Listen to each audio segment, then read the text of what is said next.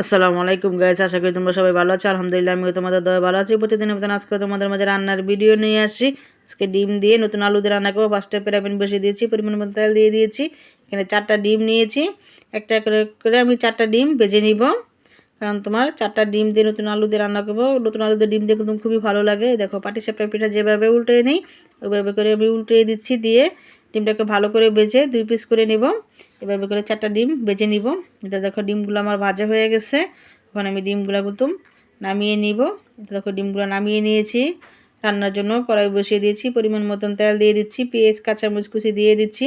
দিয়ে ভালো মতন পেঁয়াজটাকে আমি ভেজে নিব। দেখো পেঁয়াজটাকে একটু নেড়ে চেড়ে দিয়ে ভেজে নিয়েছি পেঁয়াজটা। তখন দিয়ে দিব অল্প করে মশলা কষানোর জন্য পানি।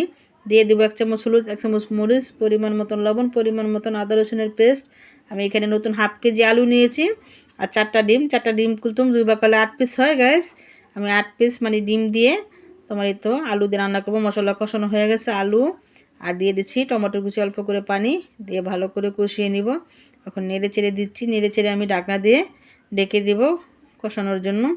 দেখো ঢাকনা দিয়ে ডেকে দিয়েছি, ঢাকনাটা উঠিয়ে আবার একটু নেড়ে চেড়ে তোমাদেরকে দেখাচ্ছি। জল আছে এখনও, মানে পানি আছে অনেকখানি। এটাকে ভালো মতন শুকিয়ে নিব, কোনো মানে পানি থাকবে না। যখন তেল বেশি উঠবে তখন আমি জলের পানি দিয়ে দিব। এই তো দেখো নেড়ে চেড়ে দেখাচ্ছি, পানি নেই, তেল বেশি উঠেছে। এখন আমি জলের পানি দিয়ে দিব।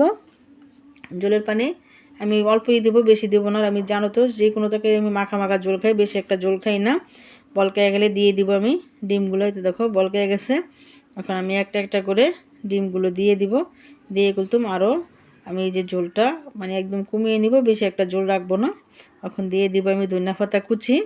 আর আমি ডিম দিয়ে আলু দিয়ে যখনই রান্না করি তখন একটু জিরার ফাঁকি দিই। জিরা ফাঁকিটা দিলে কি খেতে খুবই ভালো লাগে।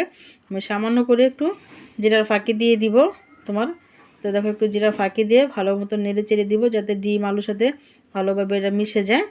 তো দেখো ভালো মতন নেড়ে চেড়ে দিয়েছি। আর ডিম দিয়ে নতুন আলু দিয়ে রান্না হয়ে গেছে। রান্নার রেসিপি যদি তোমাদের ভালো লাগে লাইক কমেন্ট শেয়ার করো। আল্লাহ হাফেজ।